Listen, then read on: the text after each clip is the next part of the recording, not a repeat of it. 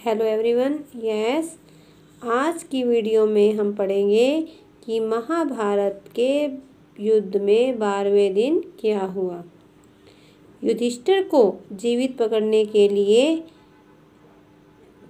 पकड़ने में जब कौरव विफल हो गए, तब उन्होंने यही निश्चय किया कि अर्जुन को युद्ध के लिए ललकारा जाए और इस प्रकार अर्जुन को लड़ते लड़ते युधिष्ठिर से दूर ले लिया जाए और इस प्रकार युधिष्ठिर को जीवित पकड़ने की कोशिश की गई। जब युधिष्ठिर ने सुना कि भगदत्त के हाथी ने भीमसेन को मार दिया है, तो उन्होंने अपने वीरों को भगदत्त पर हमला करने के लिए आज्ञा दे दी। उधर दूर अर्जुन संशप्तों के साथ लड़ रहा था। अर्जुन के पहुंचते ही पांडवों की सेना में नया उत्साह भर आया। भगदत्त ने अर्जुन और श्री कृष्ण दोनों पर ही अपने बाण चलाने शुरू कर दिए, इसलिए अर्जुन को गुस्सा आ गया और अपने बाणों की झड़ी उसने भगदत्त पर लगा दी और अपने एक बाण से उसकी छाती भेद डाली। यह देखकर कौरवों की सेना मारे भय के तितर बितर होने लगी, भागने लगी। शकुनी के दो भाई वृषक और अचक तब भी विचलित नहीं हुए और जमकर लड़ते रहे। उन दोनों वीरों ने अर्जुन पर आगे और पीछे से बाणों की वर्षा करके खूब परेशान किया, लेकिन अर्जुन ने भी इन सिंह शशुओं के समान वे दोनों भाइयों को अर्जुन ने अपने बाणों से घायल कर दिया और वे मृत्यु को प्राप्त हो गए। अपने वीर भाइयों के मारे जाने पर शकुनी ने युद्ध करना शुरू कर दिया, लेकिन अंत में अर्जुन के बाणों से शकुनी ऐसा आहत हुआ कि उसे युद्ध क्षेत्र से हट जाना पड़ा। इसके बाद तो पांडवों की सेना द्रोणाचार्य की सेना पर टूट पड़ी। थोड़ी देर में सूर्य अस्त हो गया। अपनी सेना का यह हाल देख द्रोणाचार्य ने लड़ाई बंद कर दी। इस प्रकार 12वें दिन का युद्ध भी समाप्त हो गया। आगे है अभिमन्यु। 13वें दिन संशप्तकों ने अर्जुन को युद्ध के लिए ललकारा। नियत स्थान पहुंचने पर अर्जुन और संशप्तकों के बीच घोर संग्राम छिड़ गया। अर्जुन के जाने के बाद द्रोणाचार्य ने चक्रव्यूह की रचना की, क्योंकि उन्हें पता था कि यह चक्रव्यूह केवल अर्जुन तोड़ सकता है, उसके अलावा कोई नहीं। इसलिए तो अर्जुन को संशप्तकों के साथ लड़ने के लिए दूर भेज दिया गया। द्रोणाचार्य ने चक्रव्यूह की रचना के साथ युधिष्ठिर पर हमला बोल दिया।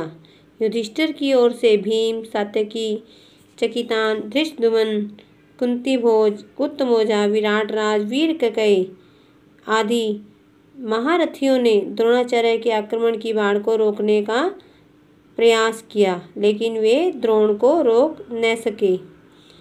सुभद्रा पुत्र अभिमन्यु अभी बालक ही था, फिर भी वह रणकुशलता और शूरता के लिए अर्जुन और कृष्ण के समान प्रसिद्ध हो चुका था।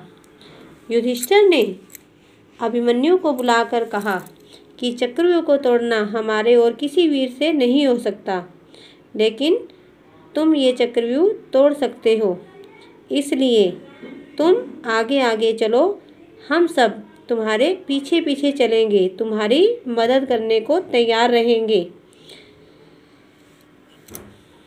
युधिष्ठिर आदि महारथियों के कहने पर अभिमन्यु मान गया और अभिमन्यु की आज्ञा मानकर सारथी ने उधर चक्रव्यूह की तरफ ही अपना रथ बढ़ा दिया।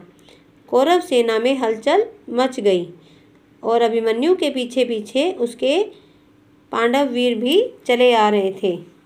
द्रोणाचार्य के देखते देखते उनका बनाया हुआ चक्रव्यूह टूट गया और अभिमन्यु व्यू के अंदर दाखिल हो गया।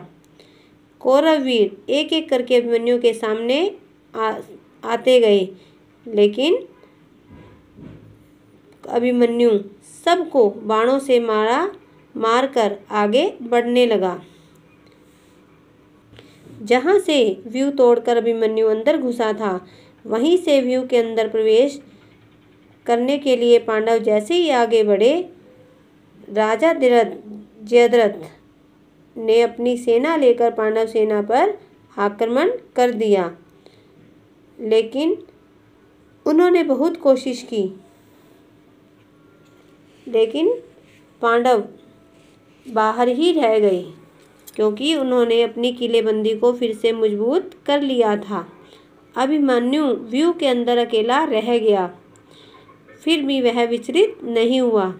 जो भी उसके सामने आता खत्म हो जाता था। दुर्योधन के पुत्र लक्ष्मण ने उसका सामना किया, लेकिन अभिमन्यु के बाणों से वीर लक्ष्मण मारा गया।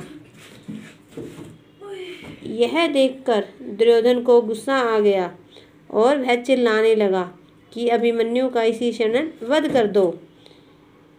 और द्रोण, अश्वत्थामा, बृहद्बल, कृतवर्मा आदि 6 महारथियों ने अभिमन्यु को चारों ओर से घेर लिया। द्रोण के कहने पर कर्ण ने अभिमन्यु के रथ के घोड़ों की रास काट डाली और पीछे से उन पर अस्त्र चलाने लगे। अभिमन्यु का धनुष कट गया, घोड़े और सारथी मारे गए। तुरंत ही अभिमन्यु ने टूटे हुए रथ का पहिया हाथ में उठा लिया और उसे घुमाने लगा।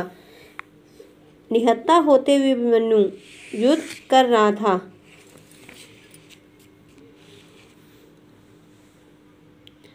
अभिमन्यु लड़ते लड़ते थोड़ा गिर गया। अभिमन्यु अभी उठ ही रहा था कि दुशासन के पुत्र ने उसके सिर पर जोर से गदा प्रहार किया। यूं भी अभिमन्यु अब कईयों से अकेला लड़ते हुए घायल हो चुका था और थककर चूर हो गया था। गदा की मार पड़ते ही उसके प्राण पखेरु उड़ गए। इधर त्रिगतों का संहार करने के बाद, युद्ध समाप्त करने के बाद अर्जुन और श्री कृष्ण अपने शिविर को लौट रहे थे। शिविर में पहुंचने पर अर्जुन ने सब बातें ताड़ ली और सब कुछ जानने पर वह बुरी तरह से बिलखने लगा। उसके पूछने पर युधिष्ठिर ने बताया कि मेरे ही कहने पर अभिमन्यु चक्रव्यूह तोड़ने के लिए चला था। वह चक्रव्यूह के अंदर तो चला गया, लेकिन हम अंदर न जा पाए और अंदर कई महारथियों ने मिलकर अकेले बालक को घेर लिया और उसे मार डाला। यह सुनकर अर्जुन मूर्छित हो गया। चेता आने पर अर्जुन ने प्रतिज्ञा ली कि वह अगले दिन जयद्रथ को सूर्यास्त होने से पहले मार डालेगा। जयद्रथ को जब अर्जुन की प्रतिज्ञा का पता चला तो वह दुर्योधन से कहने लगा कि मैं तो यहाँ से चले जाना चाहता हूँ, लेकिन दुर्योधन के समझाने पर वह वहीं पर रुक गया। अगले दिन युद्ध के मैदान में 12 मील की दूरी पर जयद्रथ को अपनी सेना व रक्षकों के साथ रोक लिया गया और वहीं उसकी रक्षा के लिए भूरिश्रवा, कर्ण, अश्वत्थामा, शल्य, वृषसेन आदि महारथी अपनी सेनाओं के साथ तैयार खड़े थे। अर्जुन पहले भोजों की सेना पर टूट पड़ा, फिर कृतवर्मा, सुदक्षिण और फिर श्रुतायुध को मार गिराया और इस प्रकार वह अपना गांडीव हाथ में लिए असंख्य वीरों का काम तमाम करता हुआ आगे बढ़ता गया और उस जगह पर जहाँ पहुँचा जहाँ जयद्रथ अपनी सेना से घिरा हुआ खड़ा था। जयद्रथ की रक्षा के लिए नियुक्त वीरों ने जब यह सुना तो वे मुकाबला करने के लिए तैयार हो गए। आगे का जो भाग है हम नेक्स्ट वीडियो में पढ़ेंगे।